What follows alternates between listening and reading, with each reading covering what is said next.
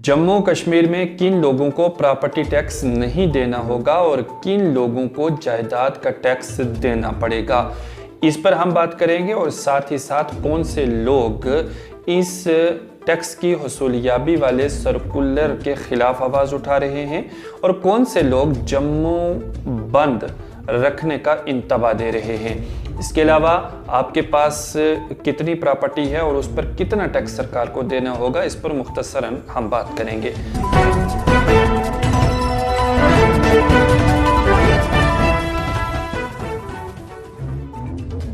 आदाब, मैं सैयद नियाज शाह हूँ और आप JK टेलीविजन देख रहे हैं और हमारी कोशिश रहती है कि आपको आपके गिरदोनवा से बाखबर रखें। इसलिए आपसे गुजारिश है कि आप हमारे YouTube पर चैनल को सब्सक्राइब करने के साथ साथ हमारे Facebook पेज को भी फॉलो कर लीजिए ताकि तमाम तर अपडेट्स नोटिफिकेशन के ज़रिए वक्त पर आप तक पहुँचती रहें।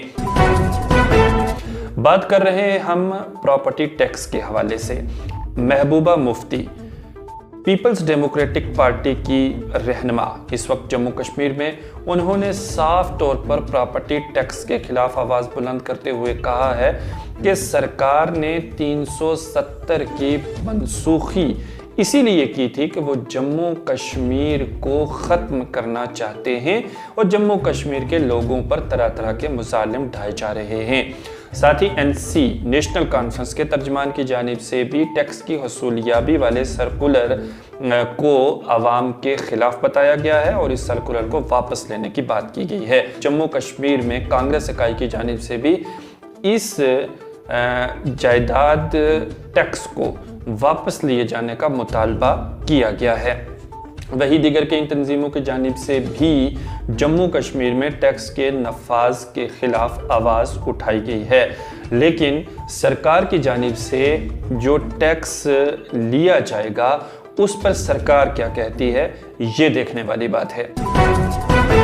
पहली बात तो यह है कि सरकार ने साफ तौर पर कहा है कि लोग इस टैक्स से मुंह ना फेरें, घबराएं ना। ये टैक्स आवाम को किसी तरह से नुकसान नहीं पहुंचाएगा। इस पर बाज़ाब्ता तौर पर सरकार ने जो है वो इसको क्लेरिफाई किया है और ये भी बताया है कि किन लोगों से टैक्स नहीं लिया जाएगा। पहली बात तो ये है कि फ़िलहाल सिर्फ जो म्यूनिसिपल कमेटीज़ हैं या म्यूनिसिपल कॉरपोरेशंस हैं, उनके हदूद में जो लोग आ रहे हैं उनसे ये टैक्स वसूल किया जाएगा। सादे अल्फाज में अगर बात की जाए तो गांव वाले लोगों से टैक्स वसूल नहीं किया जाएगा फ़िलहाल। दूसरी बात, ऐसे लोग जिनके पास 1000 स्क्वायर फीट का रिहायशी मकान है और उनको भी टैक्स की वसूलियाबी से मुस्तस्ना रखा गया है, यानी उनसे भी प्रॉपर्टी टैक्स नहीं लिया जाएगा।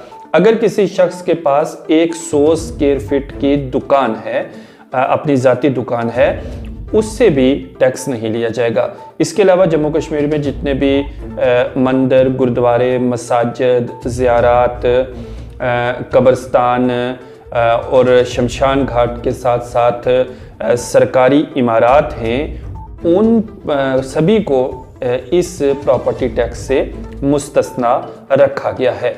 अब ये प्रॉपर्टी टैक्स वसूल किस तरह से किया जाएगा, इसके लिए भी सरकार ने कहा है कि 3 साल का, यानी 3-3 साल के ब्लॉक्स बनाए गए हैं और 3 साल का एक ब्लॉक बनाया गया है जिसमें आपको टैक्स अदा करना होगा।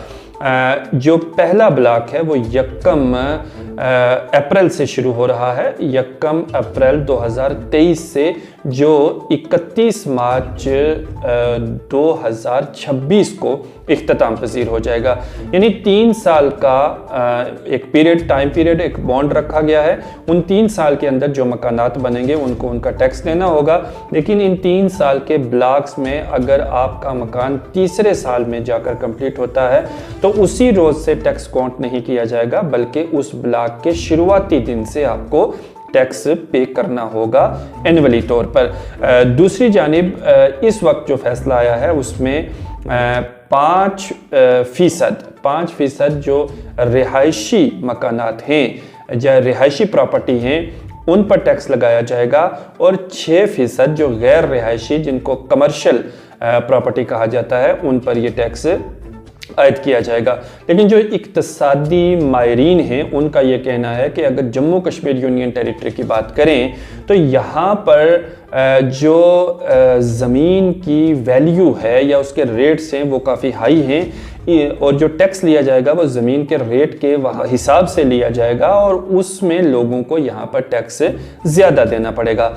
अगर हम कलकत्ता, हैदराबाद और दूसरी जो सिटीज़ हैं उनकी बात करें तो वहाँ पर जो ज़मीनें हैं उनका रेट इतना नहीं है, इसलिए लोगों को टैक्स भी कम देना पड़ रहा है। बहुत सारे जो लोग हैं जिनमें सियासी लोग भी हैं, समाजी लोग भी हैं, वकला हजरात भी हैं, उन सभी का ये कहना है कि जम्मू कश्मीर की आवाम से जो ये टैक्स की हसूलियाबी का सर्कुलर निकाला गया है ये जम्मू कश्मीर के अवाम के हक में नहीं है और यहाँ के लोग ये प्रॉपर्टी टैक्स देने के काबिल नहीं हैं। इसलिए इस सर्कुलर को वापस लिया जाए या इसमें कुछ तरमीम की जाए, तखफीफ की जाए, लोगों को राहत दी जाए। लेकिन फ़िलहाल सरकार की जानिब से ऐसा कुछ भी नहीं है। सरकार कह रही है कि भाई ये जो मुख्तसर सा मामूली सा टैक्स आप दे रहे हैं वो भारत की दीगर तमाम रियासतें जहाँ पर टैक्स लागू है उनसे बहुत कम है और ये टैक्स सरकार अपने जेब में नहीं रखेगी बल्कि जितने भी हमारे